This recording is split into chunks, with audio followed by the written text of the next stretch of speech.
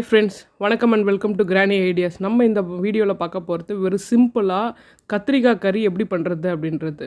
இதுக்கு ரொம்ப இன்க்ரீடியன்ஸ் அதிகமாக தேவையில்லை. ஃபஸ்ட்டு வந்து இந்த கத்திரிக்காவை வந்து என்ன பண்ணலான்னா, எந்த கத்திரிக்காய் இருந்தாலும், நீளமான இருக்க கத்திரிக்காய் இருந்தாலும், குண்டு கத்திரிக்காய் இருந்தாலும், இந்த மாதிரி பீசஸாக கட் பண்ணி வச்சுக்கோங்க. அதை வந்து தண்ணியில் போடுங்க. தண்ணியில் போட்டிங்கன்னா மட்டும்தான் வந்து கருப்பாகாமல் இருக்கும். இல்லைனா கட் பண்ணிவிட்டு உடனே நம்ம வந்து ஃப்ரை பண்ணுற மாதிரினா பரவாயில்ல, ஒரு 2 மினிட்ஸ் ஆனால் கூட நம்ம வந்து தண்ணியில் போடணும். ஒரு கடாய் வச்சுட்டேன். இது இரும்பு கடாயாக இருந்தால் நல்லாயிருக்கும். இதில் சேர்க்க போகிறது பார்த்திங்கன்னா, ஃபஸ்ட்டு வந்து உப்பு, கல் உப்பு சேர்க்கறதுனால நான் முன்னாடியே போடுறேன், ஏன்னா அது நல்லா கரையணுன்றதுக்காக. அடுத்தது பார்த்திங்கன்னா மிளகாத்தூள், 1 ஸ்பூன் மிளகாத்தூள் ஆட் பண்ணிவிட்டேன். இதை லைட்டாக வதக்கிட்டு நம்ம கட் பண்ணி வச்சுருந்தா கத்திரிக்காவை இதில் சேர்த்துப்போம். இதுக்கு பார்த்திங்கன்னா ரொம்ப ஹையில் வச்சு செய்யக்கூடாது, ஏன்னா வந்து கத்திரிக்காய் சீக்கிரமாக தீய ஆரம்பிச்சிடும். அதனால் வந்து அது நல்லா வேகணுன்றதுக்காக நம்ம சிம்லேயே வச்சுட்டு இதை நல்லா அப்பப்போ வந்து பார்த்திங்கன்னா ஃப்ரை பண்ணிக்கிட்டே இருங்க. அப்படியே இது தொலைவி விட்டுகிட்டே இருந்தீங்க அப்படின்னா சிம்மில் உங்களுக்கு வந்து ரெடி ஆகிடும்.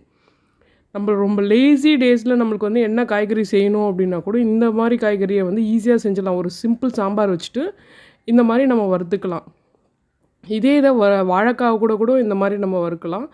ஆனால் அதுக்கு கொஞ்சம் நம்ம ஊற வைக்கணும். பட் இதுக்கு கத்திரிக்காய்க்கு எந்த ஊற வைக்கணும் தேவையில்லை. ஜஸ்ட்டு அப்படியே நம்ம வந்து வானலில் போட்டு நம்ம ஃப்ரை பண்ணிடலாம். நல்லா சிம்மில் வச்சிங்க அப்படின்னா ரொம்ப நல்லது. இது வந்து இந்த சைட் டிஷ் பார்த்திங்கன்னா எதுக்கெலாம் யூஸ் பண்ணலான்னா, கஞ்சி அந்த மாதிரி நம்ம குடிக்கிறோம், கூழ் அந்த மாதிரி இதுக்கு கூட நம்ம வந்து கத்திரிக்காவை நம்ம இந்த மாதிரி சேர்த்துக்கலாம். இது உடம்புக்கு ரொம்ப நல்லது கத்திரிக்காய். இப்போ பார்த்திங்கன்னா நல்லா ரெடி ஆகிடுச்சு, நல்லா ஃப்ரை ஆகிடுச்சு. கலரை பார்த்திங்கன்னா வந்து பார்த்திங்கன்னா கொஞ்சம் லைட் ப்ரௌன் அண்ட் பிளாக் இருக்க மாதிரி இருக்கும் பாருங்கள், நல்லா டீப்ராக. ஆனால் அப்பப்போ ஒரு 2 மினிட்ஸ் ஒன்ஸ் வந்து நம்ம இந்த மாதிரி வந்து தொலை விட்டுகிட்டே இருக்கணும். இல்லை அப்படின்னா வந்து தீய ஆரம்பிச்சிடும். ஆனால் அதோடய டேஸ்ட் வந்து செம்மையாக இருக்கும்.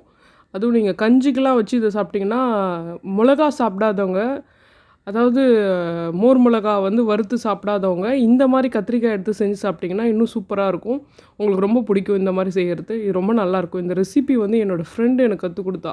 அதனால் அந்த இதை நான் ட்ரை பண்ணி பார்த்தேன், எனக்கு ரொம்ப பிடிச்சிருந்தது. அதில் வந்து நானும் அடிக்கடி இதை செய்வேன். நீங்களும் செஞ்சு பாருங்கள். தேங்க்யூ.